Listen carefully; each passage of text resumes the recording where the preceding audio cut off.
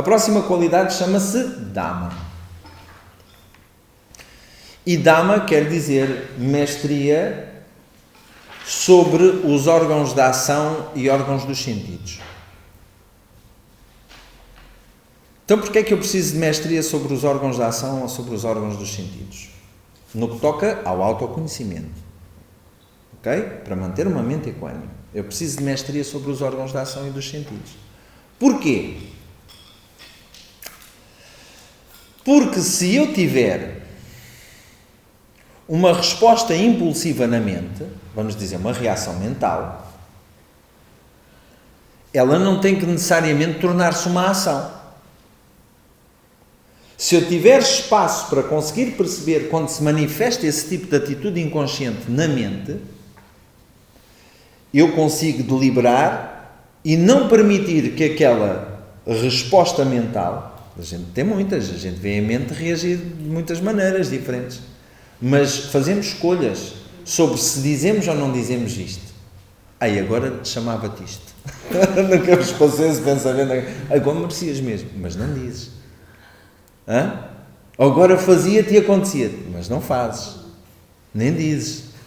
Porquê? Porque vês que aquilo é uma resposta impulsiva da mente e logo de seguida, da mesma mente, vê um pensamento completamente diferente que sanciona o primeiro. Porque essa é a natureza da mente, é dispersão. Temos que compreender isso, é natural. Não é, estou a ficar maluca. Não. A mente é assim, é de toda a gente, é assim. Isso é o que é natural. Se a tua não funcionar assim, és um caso de estudo. Isto é o que é natural, ok? Agora,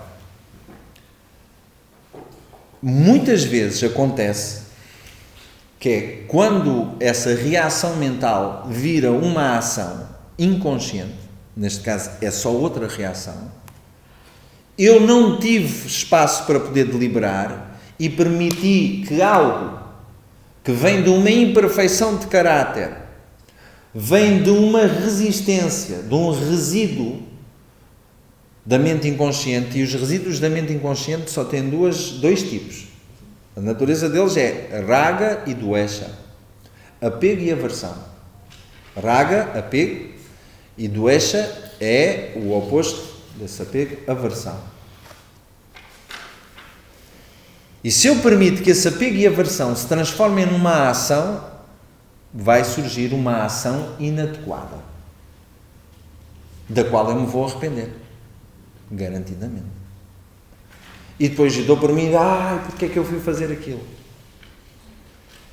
E depois até ajuda eu a fazer outras ações de natureza contrária que mostram o meu arrependimento. Ajuda, mas leva tempo até passar. E a memória dos outros não se vão esquecer. Uma pessoa, vou dar um exemplo, uma pessoa comete um delito por inconsciência, por naquele momento da vida ele se sentiu desesperado e então cometeu um delito, um crime. E então foi apanhado, foi levado para uma instituição que não o privou só da vida em sociedade e dos seus direitos e liberdades, que também de alguma forma o procurou institucionalizar, voltar a desenvolver competências para que ele se torne uma pessoa adequada em sociedade. E há muita gente que acaba por se formar, tiram cursos académicos na universidade e verdadeiramente encontram uma maneira de se perdoarem por aquilo que desenvolveram. E para isso foi preciso uma grande viagem. Mas ele, quando sai cá para fora, por mais que ele tenha sido reinstituído, há uma grande resistência na sociedade em voltar a aceitar, em dar a oportunidade a essa pessoa de ter aprendido os seus próprios erros. Portanto, é melhor não os cometer. Porque depois é complicado. Porque a memória apega-se ao fardo do passado e não se disponibiliza muitas vezes para querer aprender. Então é importante que eu tente, não é só por causa da sanção do outro, é importante para mim, porque sou eu que me sinto dividido depois de me ver a ter uma atitude dessas, onde converti uma situação que era indesejável para mim numa situação pior, como eu dizia ainda há pouco na meditação. E se a situação já era má e eu reagi, permiti, o outro foi violento, eu reagi com violência. O outro irritou-se e eu enraiveci-me por cima. Se eu me permito fazer isso, não só eu vou trazer o conflito e o atrito naquele momento com a situação, ou com a pessoa, ou com a relação, eu vou levar esse conflito comigo.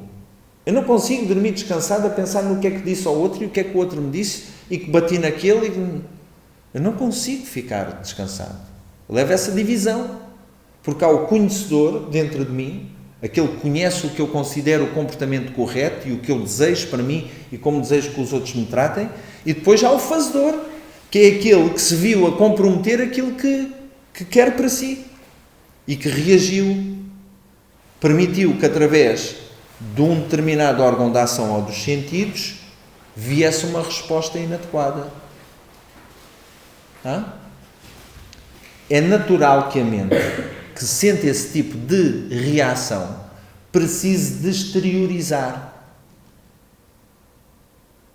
Porquê? Porque essas reações vieram de onde?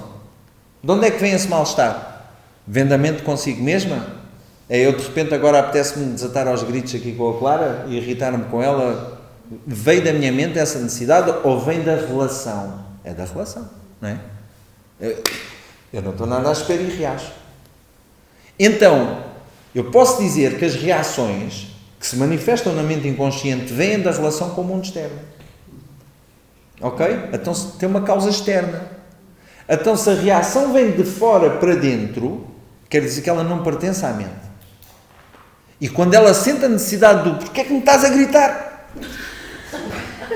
Leva já uma pedra. Quando ela sente, ela precisa de exteriorizar porque aquilo é contrário à sua natureza. Então é importante arranjarmos uma expressão para que ela liberte aquela negatividade. Mas não é válido que eu jogue uma pedra de zangue.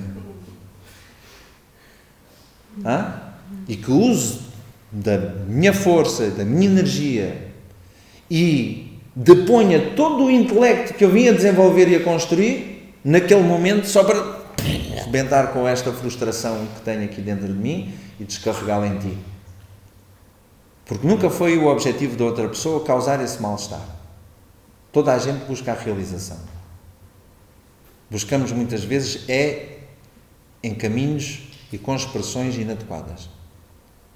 Porque nunca é o intuito causar mal. Mesmo aquele que rouba e que maltrata tem um propósito que acredita resultar num conforto para si. Por mais incompreensível que isso possa parecer. O objetivo é sempre produzir conforto. E então,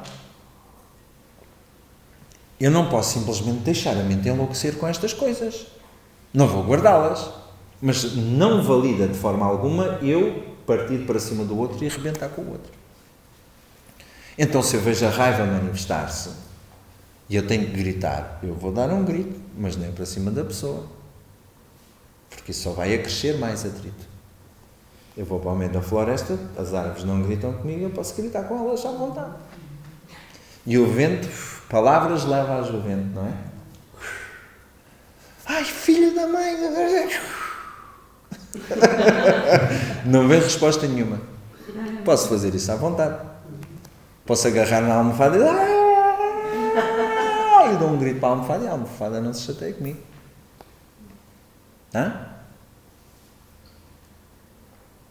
Ou posso bater na almofada dela, não bate de volta.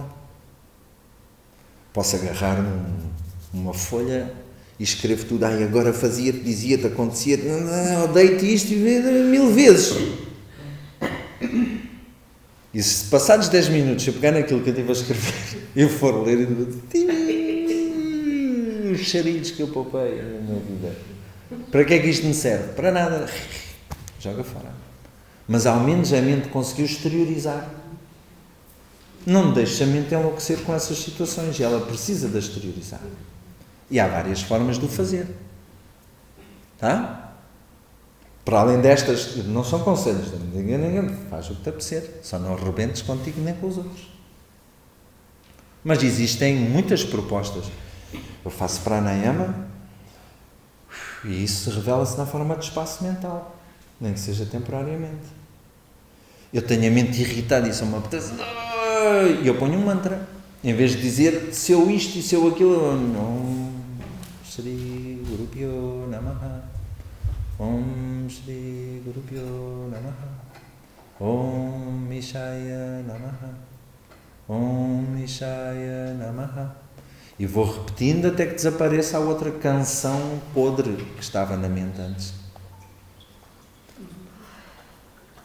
Eu medito para observar esse tipo de comportamento reativo na mente, perceber como ele se manifesta e perceber como eu sou diferente da mente, e naquele momento que eu percebo que aquela situação, aquela resposta reativa não tem lugar, eu percebi esse distanciamento entre mim e a mente e eu consigo trazer a mente de volta para o lugar tranquilo que é a sua morada, que é o silêncio e a paz. Porque se nada surgir aqui para te chatear, a mente vai estar tranquila. O problema é quando ela pensa, então e agora? É quando ela sai do momento. Então a meditação ajuda a trazer a mente de volta desse estado reativo para casa. Meditar é trazer a mente de volta. Meditar é voltar a si mesmo. Porque sempre que a mente vai daqui e tu, então e agora? E para qualquer outro pensamento, lá, a mente é passado. E eu sou uma presença atenta e presente. E no momento em que estou para aqui envolvido em pensamentos, sejam adequados ou inadequados, eu esqueço-me de mim mesmo. E é quando eu me esqueço de mim mesmo, que a mente inconsciente que está ali, sempre à espreita, por trás, é um gato assanhado, perante uma situação que a apanha de surpresa, porquê? Porque ela não estava aqui, estava além, estava no passado, e a projetar esse passado para o futuro, expectativas,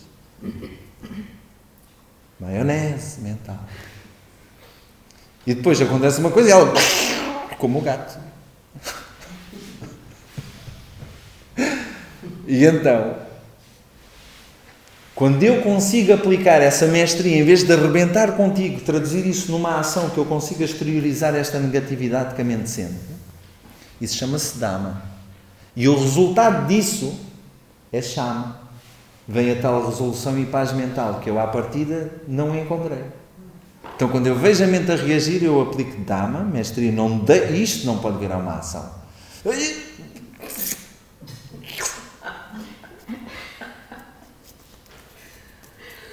Joga fora. Aguenta aí, vai na almofada, bate na almofada. E vais ver, a mente descarrega a frustração e tu sentes o mesmo alívio, e menos, não sentes culpa nenhuma, nem remorso nenhum de ter batido na outra pessoa. Mas na almofada e a mente diz, uau, altamente, levaste uma sola tremenda, partido todo. E não há cá maus tratos para ninguém, a mente precisava descarregar, tá? Então sentas e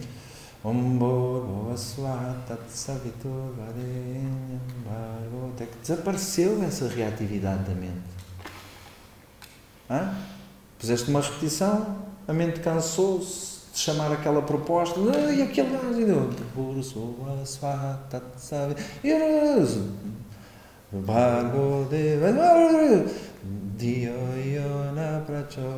chega uma altura, acabou. Aquele gato assanhado, o cão que ladra, acabou. E aí, ok, Shama instalou-se. A resolução está novamente disponível. Ok? E então, se eu praticar esta qualidade, Dhamma, mestria sobre os sentidos e sobre os órgãos de ação, o resultado é Shama. Agora, se eu tiver Shama, espaço mental, eu não preciso de Dhamma. Porque eu tenho a capacidade de acomodar as situações e aí lido com elas conforme elas surgem. E acomodo-as, incluo-as, delibero como me relaciono ou não com isso. Ok? Então daí que apresentámos primeiro Shama. Porque se eu tiver essa, eu não preciso de Dhamma. Mas se eu não tenho Shama, então pratica Dhamma.